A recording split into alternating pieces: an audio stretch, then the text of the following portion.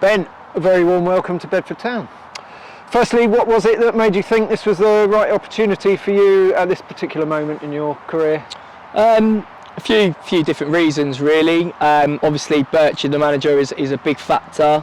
I've been with him at Berkhamsted and at Leighton Town, so that was obviously the first sort of main factor really looking at moving to Bedford. But also it's a massive club at this level. At Step 4 it's huge. I've had some good battles over the years, especially with Berkhamsted against Bedford. So again, it was just a huge club. And then the chairman was the last point really. He comes across really well. I've never had any sort of experiences with him previously, but actually just sitting there and speaking to him and listening to what he wants to achieve at the club sort of matches the ambitions of what I want to achieve really.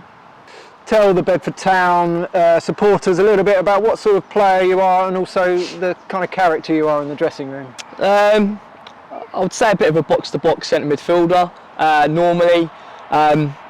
Again, I'm probably a bit feisty on the football pitch. You'll probably hear me from the stands probably before you actually see me. But yeah, I'm just a bit of a box-to-box, old-school central midfielder, and just again here, desire, passion, just want to win games of football as much as possible, and hopefully make sure that we can again at least at the minimum sort of get into the playoffs potentially, and if we go even further, challenge.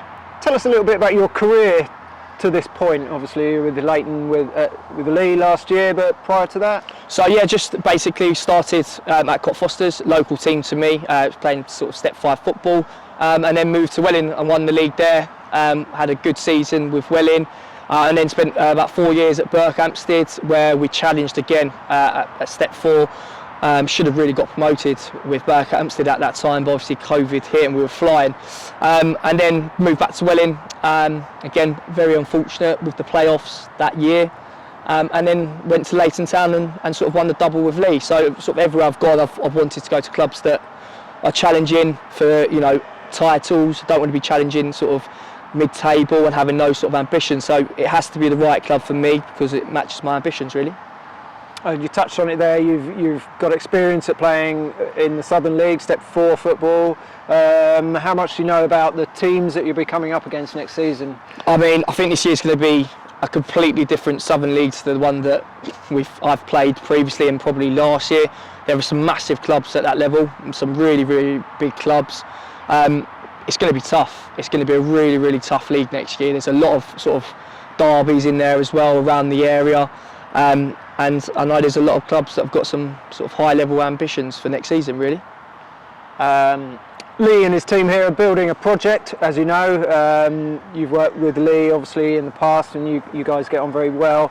How's it feel to be a part of that? And you obviously enjoy playing his style of football. You complement each other, shall we say? Yeah, we'll have a few ding-dongs throughout the season, I'm pretty sure of that. But yeah, it comes back to ambition. It matches mine and Lee's ambitions.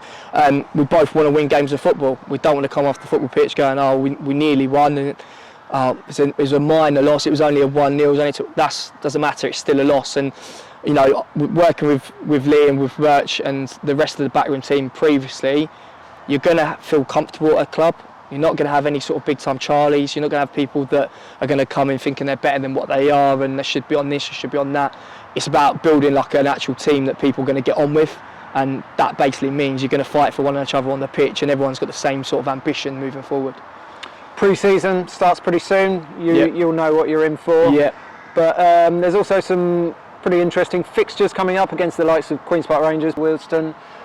Something to look forward to as well as the running. Yeah, of course it is. Yeah, the hill runs I'm not looking forward to be honest. But yeah, again, that's Birch as well. He gets those sort of pre-season friendlies in nice and early, so we know what we're going to be up against, and also getting the players in, because those players want to play against the best possible players, and you never know, 3 or 4 of the young lads at this club might get picked up. You never know against a better opposition. Probably not for me. I'm 31 going on 32 now, so actually I know sort of my career is pretty much coming to the end. But again, pre-season is going to be tough, but it needs to be tough if we want to compete at this level of football again. And as I said previously, Bedford's a huge club and should be higher really. Finally, how much have you been told about what to expect here playing at the Erie, and also what about the supporters that they get here? It's a great fan base. Yeah, I mean, I've played against them for many years, especially for Berkhamsted and Welling. We've had some great battles over the year, and then some of them probably know who I am anyway before through my antics on the football pitch. But yeah, look, it'll be for the fans really. It's just every time we've played here, they've been brilliant for the home team, and it does make a difference. It really does make a difference when 500-600 fans turn up. It's quite intimidating, especially for teams that haven't got a great following. It's a big town again, and we're just trying to get as many people in as possible to hopefully show them a good league next year and a good performance every week.